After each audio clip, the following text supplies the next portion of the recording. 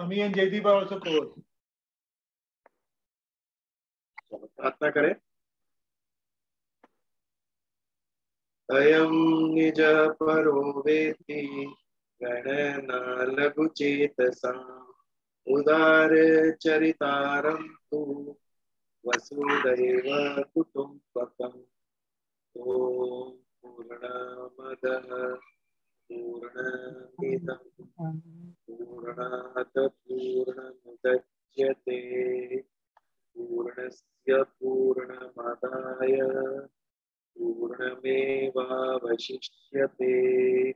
ओम शांति शांति शांति। जय श्री कृष्ण। या कुणाल भाई स्टार्ट।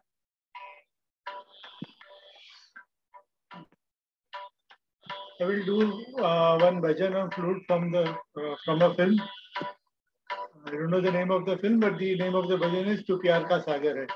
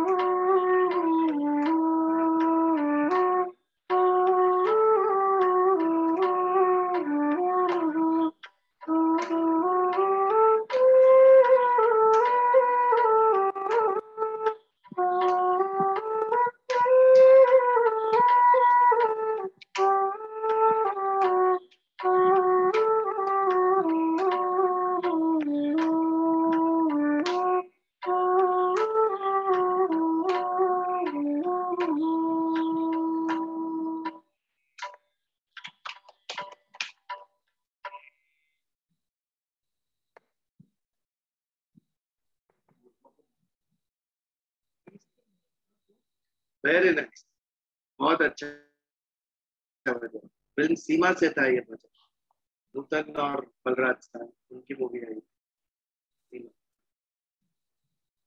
कर्मयोग अध्याय 3 श्रीमद् भगवत गीता, इसके समापन की तरफ हम आगे बढ़ रहे हैं। और एक लाक्षणिकता है भगवत गीता में, हर एक अध्याय में आप कुछ प्रकरण देखेंगे। जैसे दूसरे अध्याय सांख्य योग से 11वें श्लोक से 30वें श्लोक तक शरीर और आत्मा का प्रकरण चलता है। इसमें भगवान ने बहुत ही सुंदरतम सुंदरतर समझ दी हमें। शरीर क्या है और आत्मा दोनों अलग है, दोनों एक नहीं। अर्जुन, तू जिसे मारने से डर रहा है वो शरीर है जो नाशवान है। जो स्वयं है हम, वो हमारा आत्मा है जो कभी भी नष्ट नहीं होगा, कभी भी मरेगा। जैसे उस प्रकरण में शरीर और आत्मा की समझ थी, वैसे ही कर्म योग के प्रकरण में, अंतिम प्रकरण में अभी जो हम देख रहे हैं वो कामना के बारे में श्रेष्ठतम श्लोक है। इच्छा क्या है? कामना क्या है? दो धारी तलवार, सभी इंद्रियों की तरह। सर्जन भी इच्छा ही करती है और विनाश भी इच्छा ही करती है। यदि इच्छा अच्छी हुई, सच्ची हुई, सात्विक हुई, वो सर्जन करती है। यदि वो तामसी हुई, राजसी हुई, तो वो नाश करती है। हमारे ऊपर है कि हमारे अंदर हम कैसी इच्छा को जागृत होने देते हैं। हमारे अंदर ये विवेक बुद्धि है कि कौन सी इच्छा को हम कर्म में परिवर्तित करें और कौन सी इच्छा का त्याग करें। ये जिसने समझ लिया वो जीवन में सुखी हो गया। कि कामना, इच्छा सभी पापों का मूल उसे कहा गया। गलत व्यक्ति क्यों करता है? क्योंकि गलत इच्छा होती है, इसके लिए उससे गलत करते हैं। बट एक बात है, जो गलत करने वाला है उसको भी पता है कि मैं गलत कर रहा हूं। ये कैसे संभव? कि दो चीजें स्वतः सिद्ध है मनुष्य को, एक विवेक और एक तत्व। विवेक यानी राइट और रॉन्ग की समझ। What is maturity? परिपक्व हो गए, बच्चे अभी बड़े हो गए, उसकी साइन क्या है? ये मैच्योर्ड हो गए, ये परिपक्व हो गए, बड़े हो गए, उसकी साइन है उसकी विवेक बुद्धि जागृत हो गई। अभी बच्चों को अपने निर्णय हम लेने दे सकते हैं क्योंकि उनका विवेक, राइट एंड रॉन्ग की समझ जागृत हो चुकी है। बालक कौन? जिसकी विवेक बुद्धि जागृत नहीं हुई है वो बालक। बालक जो मन में आता है वैसे बिहेव करता है, वर्तन करता है, क्योंकि उसका विवेक जागृत। रिसेस में सब बच्चे खा रहे टिफिन, बाजू वाले के टिफिन में कुछ अच्छा दिखाई दिया तो उठा के खा लेगा, पूछेगा भी नहीं। बालक, राइट एंड रॉन्ग की समझ नहीं है उसमें, जो इच्छा हुई वैसे ही वैसे ही कहे। कौन? राइट और रॉन्ग की समझ है तो बुद्धि के द्वारा, अपने विवेक के द्वारा अपनी इच्छाओं को नियंत्रण में रख सकता है, वो परिपक्व, वो बड़ा हो। अभी उसका निर्णय वो स्वयं ले सकता है क्योंकि सबके अंदर भगवान थोड़े और अधिक प्रमाण में विवेक दिया ही है, स्वतः सिद्ध है, अपने आप को जागरूक होता है। जैसे ही हम बड़े होते हैं, मेच्योरिटी आती है, अपने आप हमें जीवन में क्या सही है कि क्या गलत है उसकी समझ आने में।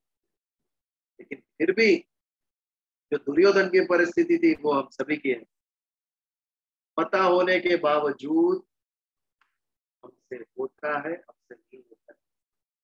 गलत हमसे हो जाता है, सही हमसे होता नहीं। हमारी इच्छाएं इतनी प्रबल है, ये स्वतः सिद्ध विवेक को भी उसने दबा के रखा। तो कामना का प्रकरण बहुत ही इंपॉर्टेंट, महत्व का प्रकरण। पिछली बार हमने देखा, धूमे न प्रियते वही यथा आदर्शो मलेन च। जैसे अग्नि को धुएं ने लपेट के रखा है, आवृत, आवरण बना दिया। जैसे आईने पे मैल, धूल का आवरण है, जैसे गर्भ के ऊपर उल्बेनो आवृतो गर्भ, वैसे ही तेनम इदम आवृतम। तेनम यानी कामना, इदम यानी बुद्धि, इसको आवृत, उसका आवरण करा के रख दिया। इसके कारण, कामना के कारण हमारा विवेक ढक गया। अग्नि नहीं है ऐसा नहीं है, धुआं है तो अग्नि है ही। वैसे ही कामना का उद्भव होने से विवेक का अभाव नहीं हो जाता, वो ढक जाता है, उसका नाश नहीं होता है, लेकिन उसके ऊपर आवरण चले जाता है। और ये आवरण जब निकल गया, जब कामना शांत हो गई, तो फिर विवेक उत्पन्न होता है और वो हमारे को पश्चाताप करता है। कई कई को भी दूसरे दिन पश्चाताप हुआ होगा कि मैंने क्या कर दिया,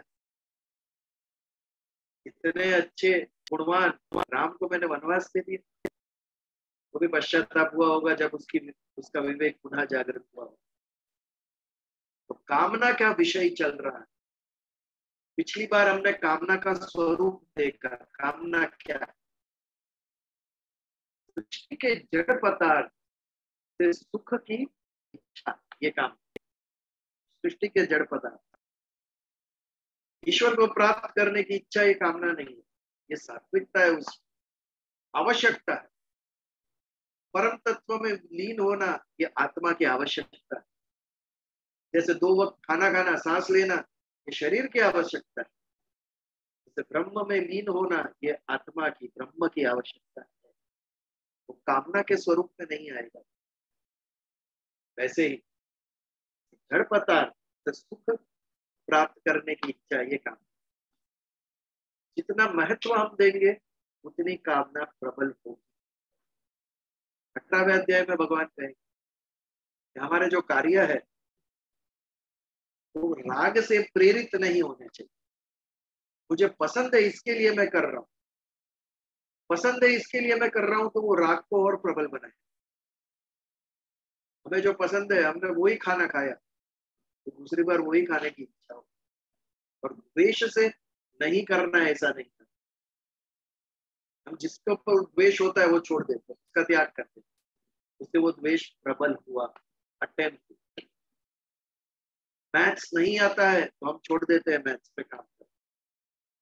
द्वेष से मैथ्स सीखना छोड़ दिया तो और द्वेष बढ़ गया, बिल्कुल नहीं आता। लेकिन यदि द्वेष को दूर करके समझने का प्रयास करो फिर देखो वो द्वेष दूर हो गया।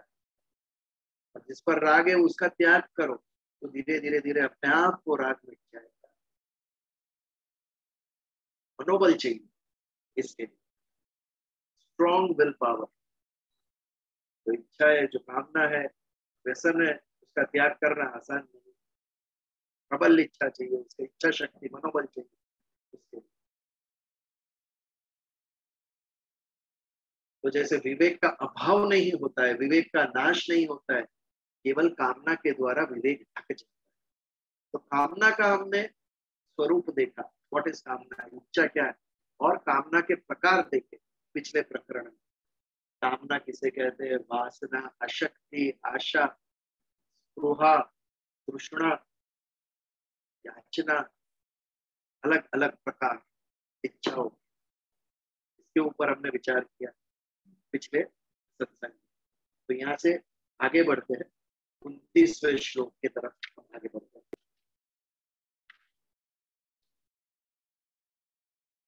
हमें पाप हमसे क्यों होता है, इसके उत्तर में भगवान समझा रहे हैं कि हमारे से पाप क्यों होता है।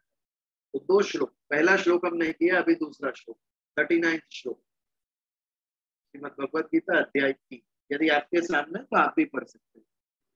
आवृतम ज्ञानम एतेन ज्ञानिनो नित्य वैरिणा काम रूपेण कौन्तेय दुष्पुरेण आनलेने च। कामना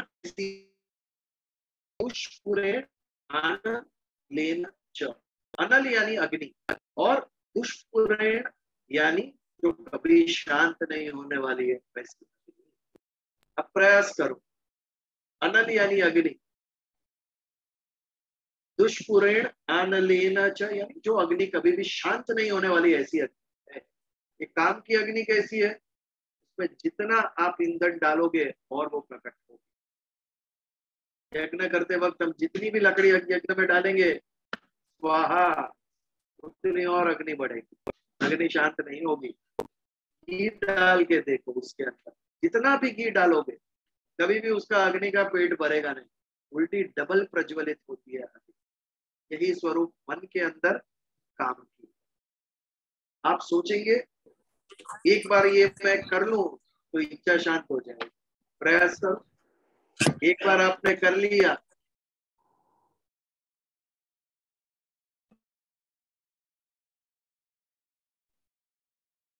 आपने जब इच्छा पूर्ति कर ली तो कुछ क्षण के लिए इच्छा शांत हो जाएगी, उसके बाद पुनः प्रकट होगी। क्योंकि आप इच्छा के अंदर जो काम की अग्नि है, इच्छा स्वरूप अग्नि है, उसमें ईंधन डाल रहे हैं। जब उसकी पूर्ति कर रहे हो वो शांत नहीं होगी, वो और उद्भव होगा उस अग्नि। तो दुष्पुरेण आनलेन च, ये कामना का स्वरूप कैसा है, ऐसी अग्नि है, की पूर्ति करने से और प्रज्वलित होगी। तो शांत कैसे किया जाए? आवृतम ज्ञानम एतेन, और ये जो कामना है वो ज्ञान को आवृत, नॉलेज उसको आवृत करके रख देती है। ज्ञानी नो नित्य वैरिणा, और ज्ञानी का नित्य वैरिणा, वैरी यानी शत्रु, ज्ञानी का नित्य शत्रु है ये काम। तो अज्ञानी का मित्र है। जो अज्ञानी है उसे पता ही नहीं है कि ये कामना मेरी शत्रु है, उसे तो मित्र लगती है। तो मुझे जो इच्छा हो रही है वह भगवान की भेंट है, उसको पूर्ण करने पे मुझे कितना आनंद आता है। अज्ञानी को वो आशीर्वाद स्वरूप लगता है इच्छा, एक अलग दृष्टिकोण। मनुष्य ने प्रगति क्यों की? क्योंकि मनुष्य को इच्छा हुई। पशु ने प्रगति क्यों नहीं की? क्योंकि उसको इच्छा ही नहीं हुई। प्रकृति से जो लिमिटेड मिली थी बुद्धि, तो लिमिटेड बुद्धि में ही सारा जीवन जी गए वो, नई इच्छा कुछ हुई नहीं। मनुष्य को मन मिला जो पावरफुल इच्छाएं करने लगा है। ये इच्छा हुई तो मैंने प्रगति की, ये अज्ञानी का दृष्टिकोण। इच्छा हुई तो मैंने कर्म किया तो मैंने प्राप्त किया, प्राप्त करने से मेरा जीवन सुखी हुआ। अलग तरीके से इसको देखते हैं ज्ञानी। लेकिन जो ज्ञानी है उसको पता है ये जो मैं प्रगति की बात कर रहा हूं, ये भोग मुझे बांधने वाला है, मेरी मुक्ति दिलाने वाला भोग नहीं है। सब at the end of the day भोग और संग्रह इसके लिए किया हुआ कर्म जो मुझे मुक्ति प्रदान नहीं करेगा। ये समझ जिसके अंदर है वो ज्ञान, और ऐसे ज्ञानी के लिए ये कामना ज्ञान के ऊपर आवरण चढ़ा के देती है। तो इसके लिए उसको नित्य वैरिणा काम रूपेण कौनते, ज्ञानी की अग्नि, ज्ञानी की बुद्धि पे, विवेक के ऊपर जब ये कामना आवरण बन जाती है तो उससे गलत चीजें होने लगती जो उसे बांधने वाली। इसके लिए भगवान कहते हैं कि ये अग्नि ऐसी है, इसके अंदर आप कितना भी डालो, कितना भी इच्छा पूर्ति करो, वो और उद्भव होगी, कभी शांत होने वाली अग्नि है। अवृतम ज्ञानम एतन ज्ञानीनो नित्य वैरिण, नित्य हमारा शत्रु, दिन रात, सुबह से रात तक वी आर फाइटिंग दिस। इच्छाएं होती रहती है, उसमें से कुछ हमें पता है कि पूर्ण होने वाली नहीं है, असंभव है, क्षमता नहीं है, फिर भी मन मानता नहीं है। मन को चाहिए और ये दुख में परिणाम उसका परिवर्तन होता है। उन्हें चाहिए बट हमसे प्राप्त होने की क्षमता नहीं है, ये हमें दुखी करके जाता है। दुखी क्यों करता है? हमारे अंदर समाधान, संतुष्टि नहीं है कि जो मेरी क्षमता है वही मैं इच्छा करूं। यदि नहीं प्राप्त हुआ तो द्वेष नहीं करूंगा भगवान, ये क्यों नहीं मिला, मेरे कर्म, मेरे प्रारब्ध में होगा जो उतना ही मुझे मिलेगा। स्थिर होनी चाहिए हमारे, तो क्या हम कर्म न करें? प्रारब्ध में जो है तो प्राप्त कर। हेलो विजुअल बहुत वीक છે આજે નેટવર્ક नहीं, બહુ અટકી અટકીને આવે છે। एक मिनट बस करके। ज्ञानी नो नित्य वैरिणा, जो ज्ञानी है उसे पता है ये गलत है। जो अज्ञानी है वो तो आनंद लेता है उसका, इच्छा है मुझे कितना संतोष देती है, कितना आनंद देती है, क्योंकि उसे पता नहीं है ये बांधने वाली है, ये मुक्ति से तुझे दूर लेके जाएगी, तेरा कल्याण नहीं होगा उससे। ही इज नॉट अवेयर, अज्ञानी है, उसके लिए उसे मजा आता है इच्छा पूर्ति करने से। लेकिन ज्ञानी है, जिसको आत्मबोध हुआ है, उसे पता है ये इच्छा ही पाप स्वरूप पकड़कर मुझे वापस बांधकर पृथ्वी पर लेके आने वाला है। तो काम रूपेण कौन्तेय दुष्पूरणे ज्ञान लेन, अग्नि जो कभी शांत नहीं होती, इच्छाएं करता ही रहता है सुबह से रात तक।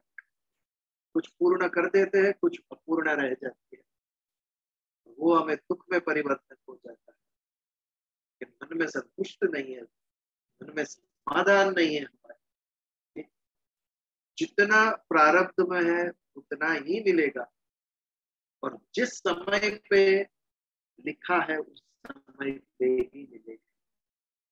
ना समय के पहले मिलेगा, ना समय के बाद, न ज्यादा मिलेगा ना कम। जो लिखा हुआ है उतना ही और उसी समय पे हमें मिलता है। यदि ये समाधान हमारे अंदर आ जाए तो हमारा जीवन ही बदल जाए। प्रारब्ध में जो है उसे प्राप्त करने के लिए हमें कर्म करना है, हमें पुरुषार्थ करना है, वो हम करेंगे, लेकिन आग्रह नहीं रखेंगे ये मिलना ही चाहिए। ये आग्रह गलत है।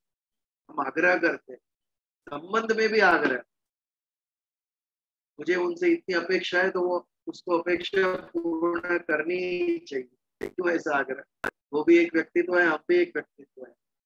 Accept everybody as they are.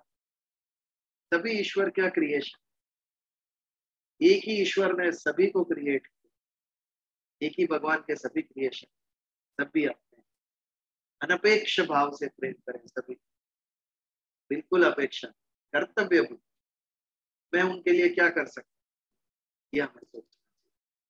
उनसे अपनी अपेक्षाएं पूर्ण करने की इच्छा रखते हैं, और फिर हमें लगता है हम दुखी हो रहे हैं, देने की बात करें। उदार चरितारम वसुदैव कुटुंबकम। जब प्रेम भी लेने का भाव होगा और नहीं मिला तो दुख, लेकिन यदि देने का भाव होगा उसे कोई दुखी नहीं करता। जब तक लेने का भाव है तब तक दुख है। देने का भाव निकाल दो, देने के भाव से निकलो आगे, और देखो आप भी सुखी होंगे और आपके संपर्क में जो आएगा सब सुखी हो जाए।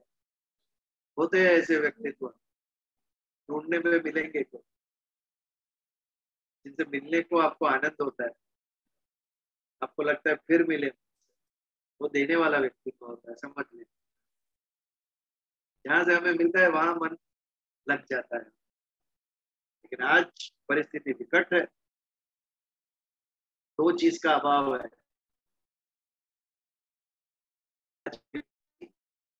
एक दूसरा व्यक्ति अवेलेबल है ही नहीं।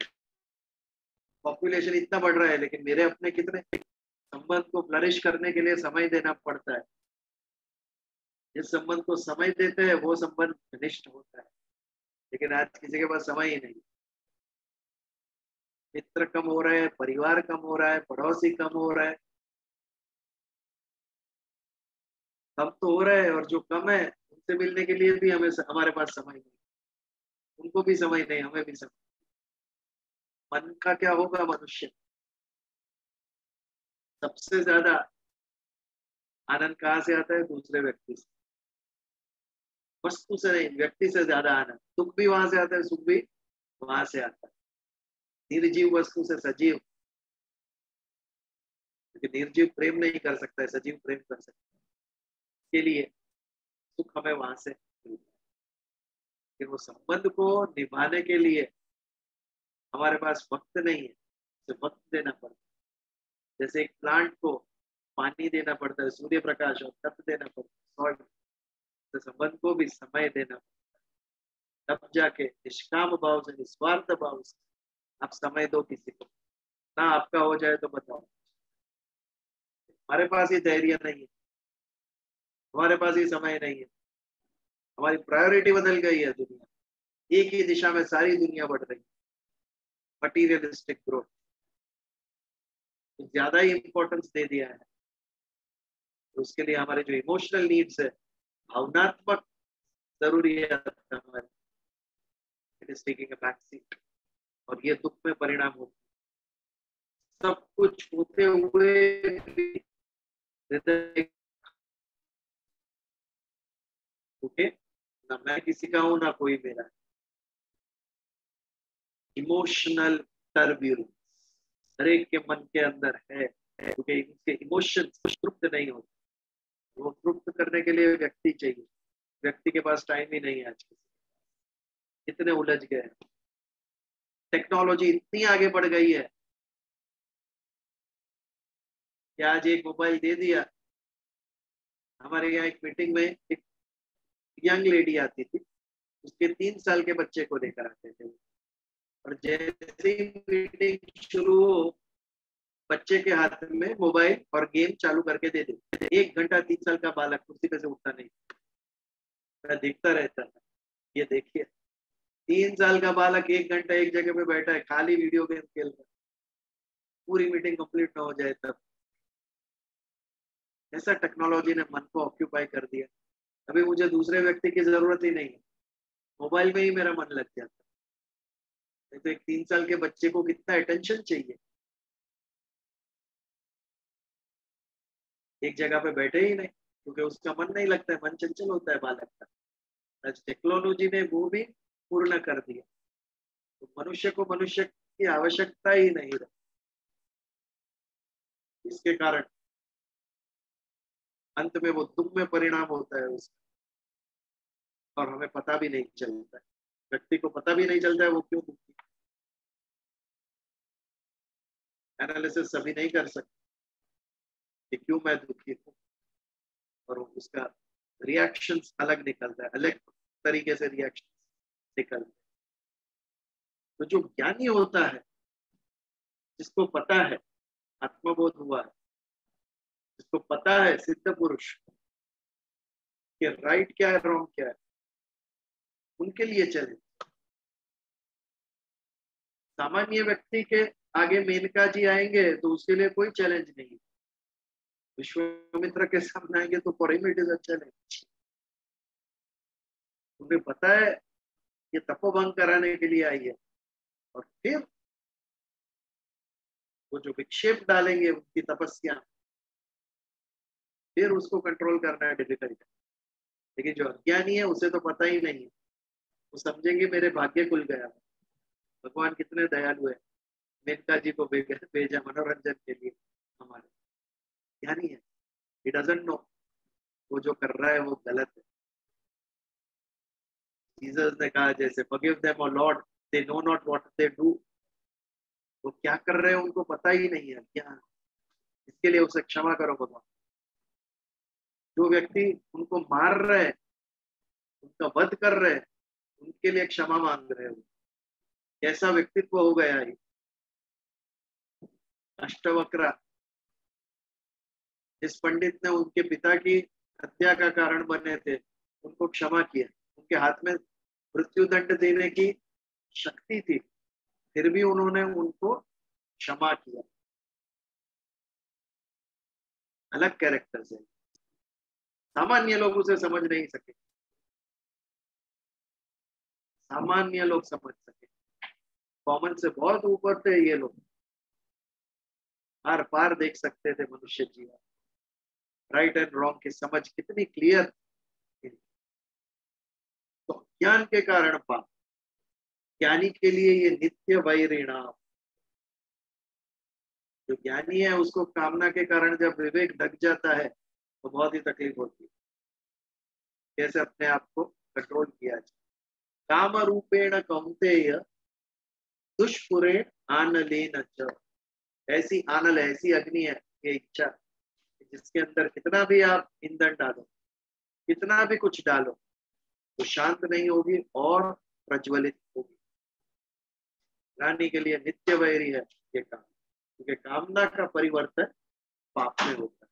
जब अपूर्ण होती है कामना तो क्रोध उत्पन्न करती है, क्रोध से मोह, और मोह से हमारा विवेक ढक जाता है, बुद्धि का नाश होता है। जब बुद्धि का नाश होता है तो वो पाप में परिवर्तित होती है। इसके लिए कामना का आवरण दूर हटाना ये सबसे बड़ा कर्तव्य है ज्ञानी, चैलेंज है उनके लिए, जो सिद्ध व्यक्ति है उसके लिए, कि अपने मार्ग से उसे चलित न कर डाले, कामना का आवरण और बुद्धि तो सही रास्ते पे लगाइए। तो यहाँ पर हम 39 श्लोक का समापन करते हैं। इसके विषय में यदि कोई प्रश्न या चर्चा हो तो हम ले सकते हैं, नहीं तो आगे बढ़े।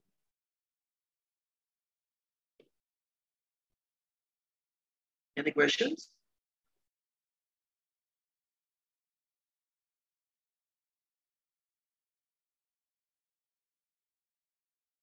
आगे बढ़े। 40वां श्लोक, 40वें श्लोक पर हम विचार करेंगे। पढ़िए। इंद्रियाणि मनोबुद्धिर अस्य अधिष्ठानम् उच्यते एतैर्विमोहयत्येष ज्ञानमावृत्य देहिनम्। कामना का प्रकरण चल रहा है। हम इच्छा को समझ रहे हैं, कामना क्या है उसे समझ रहे हैं। आज डॉक्टर, कोई एक बीमार व्यक्ति है, वो डॉक्टर के पास जाए तो डॉक्टर ऐसे ही दवाई दे देता है या पहले समझता है कि रोग क्या है? डायग्नोसिस। अगर देख के चेक करके डॉक्टर को समझ में ना आए कि रोग क्या है तो डॉक्टर टेस्ट करवाइए, लेबोरेटरी में टेस्ट करवाइए, एक्सरे करवाइए। जब डायग्नोसिस, रोग क्या है ये पता चल गया, उसके बाद ही उसका इलाज शुरू होता है। शरीर के कौन से अंग में रोग है? लीवर में है, पेनक्रियासिस में है, इंटेस्टाइन में है, हार्ट में है। रोग का स्थान कहाँ पर है जो पीड़ा दे रहा है? ये पता चलने के बाद ही उसका डॉक्टर इलाज कर सकते हैं। वैसे ही मनुष्य का सबसे बड़ा शत्रु कामना। कामना का यदि हमें नाश करना हो तो अटैक कहाँ करेंगे? सोचने का विषय। कामना मेरे शरीर में है कहाँ पर, वो पता चले तो मैं उस पर प्रहार करूंगा। कामना है कहाँ ढूंढ के तो कोई बताए। न्यूरोसर्जन को बोलो ऑपरेशन करे ब्रेन का और दिखाए कामना किधर है, इसमें, इसके ऊपर हमें इसका नाश करना है, दिखाइए कामना कहाँ पर। Not possible. बट हमारे ज्ञानी ऋषि मुनियों ने इसके ऊपर विचार किया। कामना रहती कहाँ है? शत्रु का घर ढूंढो, घर एक बार मिल गया तो आप उसमें प्रहार कर सकोगे। तो कामना का वास कहाँ है? कामना रहती कहाँ है? इसका यदि हमें पता चल गया then we can work out. इसके ऊपर हम उपाय उसके बाद हम ढूंढ सकते हैं। तो ये श्लोक हमें कामना के घर का पता बताती है। इंद्रियाणि मनोबुद्धिर अस्य अधिष्ठानम उच्यते। अधिष्ठान यानी कहाँ स्थित है? कामना स्थित कहाँ है? उच्यते यानी कहा गया है। ज्ञानियों ने क्या कहा है? कामनाओं का अधिष्ठान कहाँ पर है? इंद्रियाणि मनोबुद्धिर। इंद्रिय, मन और बुद्धि, इसके अंदर कामना कहाँ है? ये उसका एड्रेस है। कामना जी का एड्रेस कहाँ है? इंद्रिय, मन और बुद्धि, यहाँ पर एड्रेस है उनका। बट कुछ और तत्वदर्शियों का ओपिनियन, मत है कि केवल इंद्रिय, मन और बुद्धि नहीं, देखिए जड़ पदार्थ और अहंकार, यहाँ भी कामना का वास्ता है। नॉट रॉन्ग, गलत नहीं है कि आज जब विश्व के अंदर रहे पदार्थ को हम देखते हैं तब जाकर हमारे मन के अंदर उसकी इच्छा उद्भव होती है। वन के अंदर रावण ने मारीच को भेजा, स्वर्ण मृग का स्वरूप ले ले। जैसे ही स्वर्ण मृग को देखा सीता जी ने, क्या हुआ? आंखों ने स्वर्ण मृग को देखा। स्वर्ण मृग क्या है? पदार्थ, मैटर, दृष्टि से उत्पन्न हुआ एक पदार्थ है। आंख क्या है? इंद्रिय है। सीता जी की इंद्रिय ने जब पदार्थ देखा तो मन के अंदर इच्छा हुई, ये स्वर्ण मृग मुझे मिलना चाहिए, उसकी चमड़ी। मन के अंदर इच्छा हुई, उसके बाद बुद्धि ने भी वो इच्छा का स्वीकार किया और निर्णय लिया कि हाँ ये तो मुझे मिलना ही चाहिए। जब बुद्धि ने स्वीकार किया तो निर्णय लिया और राम जी को कहा कि भाई ये हमारे लिए लेके आइए। तो कामना हर एक स्तर पर है।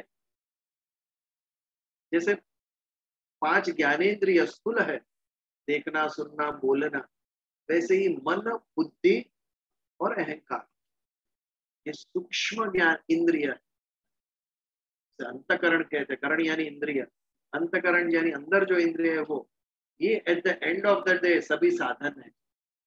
ये ध्येय नहीं है, ये कर्म करने के साधन है। शरीर, मन, बुद्धि, अहंकार, इसके द्वारा हम कर्म करते हैं। सोचिए जरा, ये नहीं होता तो आपसे कोई कर्म होगा ही नहीं। ये कर्म करने के साधन है, हमने उसे मनोरंजन, सुख प्राप्त करने के साधन बनाए और हम उससे आसक्त हो गए। कार्य निर्वाह बुद्धि से इसका उपयोग होना चाहिए। इंद्रियों का उपयोग किसके लिए होना चाहिए? निर्वाह बुद्धि, सर्वाइवल, ना कि मनोरंजन। 2 वक्त खाना है, लेकिन खाने में कुछ रस उत्पन्न हो, इसके लिए हमारे जीवा के ऊपर भगवान ने रसेंद्रिय बनाई है। लेकिन हम उल्टा करते हैं, रसेंद्रिय को तृप्त करने के लिए खाते हैं।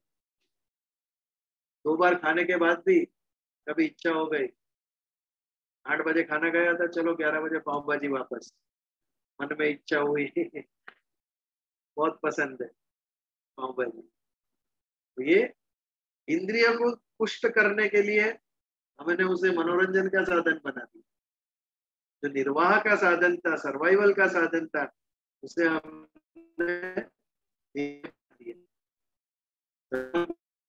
के लिए बहु भावे એટલે ખાઈ, whether it is required or not, उसकी आवश्यकता है कि नहीं इस पर सोच नहीं है, पसंद है इसके लिए हम ये कर रहे हैं। तो इंद्रिय, शरीर ये साधन है, उसे ध्याय मत बनाइए। जीवन निर्वाह का वो साधन है, इसके द्वारा जीवन जीने के कर्म करने हैं, इसको ध्येय मत बनाइए। इसके लिए जीवन नहीं है, जीवन के लिए ये है। ये जब हम भूल जाते हैं तो पाप के प्रति हमारी गति होती है। और ये यदि मन ने पकड़ लिया कि ये साधन मात्र है, तो हमारी प्रगति होगी, हमारी आध्यात्मिक प्रगति। फिर सृष्टि के पदार्थ हमें खींचेंगे नहीं उसके तरफ। ये क्यों खींचते हैं हमें? क्योंकि हमने इसको पुष्ट करने के लिए हम प्रयत्नशील, आनंद मिले उसके लिए हम जी रहे हैं, इसके लिए वो हमें, वो पदार्थ हमें खींच रहे उसके तरफ। आंखों को अच्छा लगा, आंखों को अच्छा लगाने के लिए हमने उसको मांगा सीता जी, आवश्यकता नहीं थी उसकी, लेकिन सिर्फ अच्छा लगा। इंद्रिय को पुष्ट करने के लिए हमने जब मांगते, वो भोग बुद्धि, भोग और संग्रह, स्वयं के उपयोग के लिए और उपयोग के बाद संग्रह के लिए। संग्रह में भी आनंद आता है, तो 2 वक्त खा सके उतना ही रखते, आज उसकी 20 पीढ़ी खा सके उतना संग्रह कर लेते हैं, फिर भी और आने दो। तो भोग से भी प्रबल है संग्रह वृत्ति। आज मिल गया, कल नहीं मिला तो मुझे कल मिल जाए उतना जमा कर दिया, लेकिन मेरे बच्चे को कल नहीं मिला तो उसका कोई अंत ही नहीं। ये भोग और संग्रह में सारा जीवन चला गया। ये भोग बुद्धि से नहीं, आवश्यकता निर्वाह बुद्धि से इंद्रिय का उपयोग होता है। तो कामना का आवास कहाँ पर, कामना रहती कहाँ पर, उसके ऊपर विचार करो। तो इंद्रिय, मन और बुद्धि और पदार्थ, स्वर्ण मूर्ख पदार्थ, उसके अंदर कामना है। तो ये अहंकार कहाँ से है? यदि मैं पूछूं तो अहंकार के अंदर इच्छा होती है, कामना? Anybody would like to take the question, yes और नो? अहंकार में कामना होती है कि नहीं? कोई उत्तर देना चाहेगा? होती है ना, होती है। Can you explain? उल्टा कामना से अहंकार पैदा होता है शायद। It's like 2 ways sword I think. अहंकार ये कहता है कि तुझे और हासिल करना है, so that you feel more superior than others, इसलिए हम कामना और करते हैं। Okay.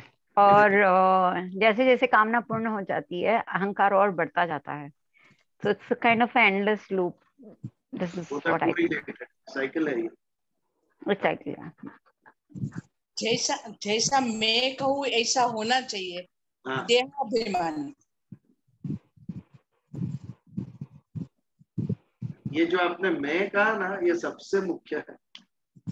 आप कोई भी इच्छा ले लो, उसके आगे प्रीफिक्स एक लगता है इंग्लिश लैंग्वेज में, वैसा प्रीफिक्स में मैं ही होता है। जब सीता जी ने कहा ये हिरण का चाहिए, किसे चाहिए, इट गोज विदाउट सेइंग मुझे चाहिए, मैं यहाँ जाऊंगा, मुझे जाना है, ये कोई भी आप इच्छा करो आगे मैं या मुझे होगा ही। खाना है तो किसे खाना है, मुझे खाना है। वहां पर नहीं जाना तो किसे नहीं जाना है, मुझे जाना है। तो हर एक इच्छा हमारी मैं से उत्पन्न होती है। सोच के देखिए, एक भी इच्छा ऐसी है जिसमें मैं नहीं है। मेरे बच्चों के लिए ये करना है, मेरे फ्रेंड्स के लिए ये करना है, वर्ल्ड के लिए ये करना है, उसमें भी आप तो है ही। मेरे विश्व के लिए मुझे ये करना है, मेरे देश के लिए मुझे ये करना है, मुझे करना है, मैं ये करूंगा। मैं के सिवा इच्छा होती ही नहीं। At the end of the day भले मन बुद्धि ये सब निर्णय लेती है, उसको उद्भवती है, बट उसका मूल स्थान, सूक्ष्मतम स्थान इच्छा का, कामना का, अहंकार के अंदर। हम जब मानते हैं कि ये शरीर मैं हूं, वहां से इच्छा स्टार्ट होती है। ठीक है, अल्टीमेटली अहंकार के अंदर रहती है, सबसे सूक्ष्म अहंकार है, क्योंकि ये इंद्रिय, मन, बुद्धि, ये सब अहंकार से जुड़ा हुआ है। मन किसका, मेरा। बुद्धि किसकी, मेरी बुद्धि। इंद्रिय किसकी, मेरी। ये जब सब अपना मान लिया, ये शरीर मेरा, मन, बुद्धि, अहंकार, ये सब मेरा, ये जो मेरापन मैंने मान लिया, उसी के कारण इच्छा उद्भव होती है। और ये उसका सूक्ष्मतम स्थान है, अहंकार के अंदर इच्छा रहती है। संतों की इच्छा चली गई, विश्व से कुछ नहीं चाहिए उसे, ये गई कैसे, कब मैं चला, अहंकारहीन हो गए वो, तो भगवान का दर्शन हो गया, सत्य उनके सामने आत्मबोध हुआ। मैं आत्मा हूँ और परम तत्व से जुड़ा हुआ हूँ, मैं ये शरीर है। जब ये इच्छा उद्भव हुई उनके अंदर, ये बोध हुआ, तो अपने आप शरीर, मन, बुद्धि, चित्त, अहंकार से उत्पन्न होने वाली सभी इच्छाओं का नाश हो गया। फिर वो शरीर चलाने के लिए केवल खाते थे, शरीर चलाने के लिए पीते थे और सांस, शरीर के प्रति कोई आकर्षण नहीं। ये मैं हुई नहीं, मैं आत्मा हूं। इसके लिए जो संसार से जुड़ा हुआ अहंकार था, वो अहंकार ही नहीं रहा। अहंकार ही नहीं रहा तो उसके साथ अहंकार के अंदर जितनी इच्छाएं थी, सब इच्छाओं का नाश हो। तो यदि इच्छा को कंट्रोल में करना है तो अहंकार पे वर्कआउट करना पड़ेगा। When we become egoless, तब जाकर इच्छा हमारी शांत होगी। इंद्रियों पे आप नियंत्रण रख लो, इंद्रियों का दमन कर लो, फिर भी जब तक अहंकार है तब तक इच्छाएं उद्भव होती रहे। जिस क्षण हमारा अहंकार गया, उसी क्षण इच्छाओं से हम मुक्त हो गए। हर एक इच्छा के पीछे मैं होता है, मैं, मेरा, मुझे, इसके बिना कोई इच्छा होती नहीं। प्रीफिक्स में मैं, मेरा, मुझे होता ही। कोई भी आप इच्छा कर, इसके बिना इच्छा संभव ही नहीं। तो यदि अहंकार का नाश हो, अहंकार का नाश कैसे होगा, मैं कौन हूं ये सत्य समझ में आएगा, तब अहंकार। ईश्वर का अंशु, परम तत्व का अंशु आत्मा, ये बोध जब होगा तब मैं शरीर नहीं हूं ये समझ में। मैं जब शरीर नहीं हूं ये समझ में आया तो आप इच्छा हो। कामना की हमने क्या व्याख्या की थी, सांसारिक पदार्थ से इच्छा प्राप्त कर, जब हमें इच्छा प्राप्त होती है, सांसारिक कोई पदार्थ है उससे हम इच्छा पूर्ण करें, वो काम नहीं। सांसारिक पदार्थ से संबंध ही नहीं रहा, उसका महत्व ही नहीं रहा मन के अंदर। जब हरि नाम का अमृत चख लिया, फिर ये सृष्टि के पदार्थों की क्या है। जब ये हमारे अंदर उसके ऊपर का महत्व चला गया तो कोई भी इच्छा से हमारा कनेक्शन नहीं रहता। तो इसीलिए इंद्रियाणि मनोबुद्धि अस्य अधिष्ठान उच्यते, ये कामना का अधिष्ठान है, कामना यहाँ स्थित है, और केवल इंद्रिय, मन और बुद्धि में नहीं, लेकिन प्रकृति से प्राप्त पदार्थ और अहंकार, सूक्ष्मतम अहंकार है। अहंकार उसका मूल वास्तव है, इतना सूक्ष्म है कि हमें पता भी नहीं चलता। बट इच्छा करके देखो, कोई भी इच्छा करो, सोना है, हम जब निश्चय करते हैं इट इज मुझे सोना है, कहीं जाने का निश्चय करता है तो मुझे जाना है, कुछ करने का निश्चय लेते हैं तो मुझे ये करना है, मुझे या हमें। प्रीफिक्स में मैं रहता ही हूँ, मैं के बिना इच्छा होती ही नहीं, संभव ही नहीं। एतैर विमोह ते एष, ये तीन सभी से कामना, ये सभी को विमोहत्य, मोह उत्पन्न करती है। ज्ञानम आवृत्य देहिनम, देहिनम यानी जो स्वयं को देह समझता है, अज्ञानी, जिसको विवेक अभी तक जागृत हुआ नहीं है, वो अज्ञानी तो समझता है मैं ये देह हूँ, मैं ये इंद्रिय हूँ, ये मन बुद्धि अहंकार मेरे है। ये जो जिसके अंदर समझ होती है, गलत समझ, उसे देहिनम कहते हैं। ये से जो देहिनम है, उनके ज्ञान को आवरण किसका चढ़ा हुआ है? कामना। एतर, एतर यानी ये सब सम्मोह उत्पन्न करते हैं। इंद्रिय में, मन में, बुद्धि में जो कामना है, सम्मोह उत्पन्न करती है। जो स्वयं को देह समझता है, मैं आत्मा हूं, इसकी समझ जिसे नहीं, वो व्यक्ति इस आवरण से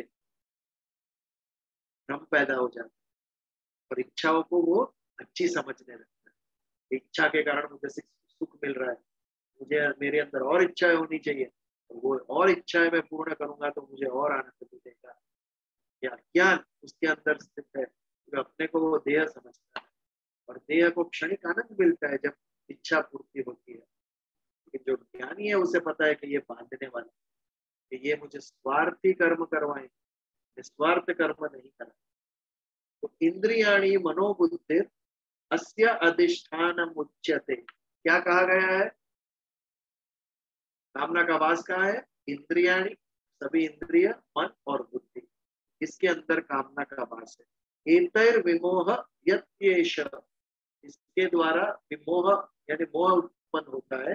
ज्ञानम आवृत्य देहिनम, जो अपने को देही मानता है, अज्ञानी जो है, उसके ज्ञान के ऊपर आवृतम, कामना आवरण चढ़ा दे, और जो सही क्या है उसका दर्शन हमें नहीं होता, सत्य का दर्शन नहीं होता है, और असत्य को हम सत्य समझकर सारा जीवन भ्रम के अंदर, इल्यूशन के अंदर हम व्यतीत करते हैं। तो ये था आज का 40वां श्लोक। 10:30 भी बज गए, तो यहाँ पर हम आज के सत्संग की पूर्णाहुति करते हैं। 3 श्लोक बचे हैं ये अध्याय में, अगले मंगलवार इस पर हम विचार। कोई चर्चा या प्रश्न की प्रार्थना करें?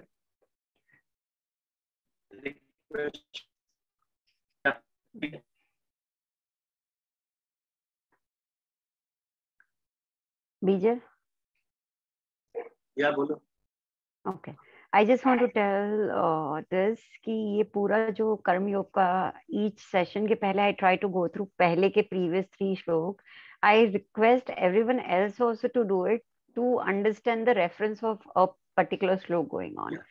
सो पूरा जो कर्म योग है वो it's more like that root cause analysis. हमने सारे ने मैनेजमेंट में सीखा होगा, you know, identifying problem statement, कहाँ इशू है, cause of unhappiness, this, what are our capabilities, what are we using the capabilities for, etc etc. और ये 36 क्वेश्चन में जहाँ अर्जुन ने क्वेश्चन पूछा उसके बाद जो शुरू हुआ है, it is almost like, you know, that root cause analysis कि कहाँ से ये शुरुआत हुई, और उसको डिफाइन भी किया था. लाइक 37 श्लोक में लास्ट टाइम आपने बताया कि स्पृहा, यू नो, या various words, but is the levels of desires जो आपने बहुत ब्यूटीफुली एक्सप्लेन किया था. I think before you know finish this कर्म योग, आई थिंक 36 के बाद का हम वापस थोड़ा रिकॉर्डिंग देख लेंगे या पढ़ लेंगे ना, it becomes more and more interesting to understand what we are learning. चौथा अध्याय भी इसका कंटिन्यूएशन ही है, सीक्वल है इसकी. Yeah. आज के I could completely think of root cause analysis में है हम. Fourth अध्याय is also continuation, sequel है. Yeah. आजकल खाली नेटफ्लिक्स में सीक्वल होती है ऐसा नहीं है, हमारे टाइम में भी थी. चलो, good. And I also try that. जब भी नेक्स्ट सत्संग में ये श्लोक का थोड़ा ब्रश अप करेंगे कि what we had discuss last time, continuity उससे बनती है. इफ यू गो थ्रू तो बहुत अच्छा है, और क्लैरिटी आएगी. क्योंकि एक बार सुनने से ये विषय इतना इजी नहीं है. एक स्टोरी नहीं है कि एक बार सुन लिया. भागवत की कथा आप सुनोगे तो याद रह जाएगी आपको एक बार. कृष्ण चरित्र आप सुनेंगे तो याद रहेगी, सब कथा है. बट ये गहन विषय है, इसके अगेन एंड अगेन इसके ऊपर विचार होना चाहिए, तब क्लैरिटी आएगी. क्योंकि उसमें 37 श्लोक में ये नहीं कहा कि भाई कामना करो ही नहीं. ओनली थिंग इज कामना कैसे किसी को इम्पैक्ट करेगा, आपको कैसे करेगा. So it is like what is कामना, व्हाट इज स्पृहा, what is desire was so beautifully defined. But if you see only a particular shloka on its own तो लगेगा कि कामना करनी नहीं चाहिए, मुझे आगे बढ़ना ही नहीं चाहिए. But it was already explained very well earlier, so that's why I thought I will just mention this कि सिर्फ ऑन इट्स ओन श्लोक को नहीं देखते हुए अगर ये उसको देखेंगे तो वो ज्यादा समझ में कंटिन्यूटी में. हाँ, और भी आगे फोर्थ अध्याय इज आल्सो ब्यूटीफुल. कर्मयोग का ही अनुसंधान है वो भी बहुत अच्छा है.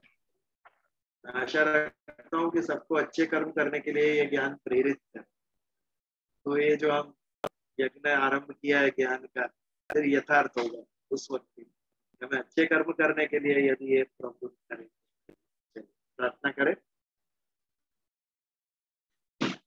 ओम द्यौ शांति, अंतरिक्ष शांति, पृथ्वी शांति, आपः शांति, औषधय शांति, वनस्पत्यै शांति, सर्वदेवा शांति, ब्रह्म शांति, सर्व शांति, शांतिरेव शांति, साम शांतिरतिरोम शांति शांति शांति.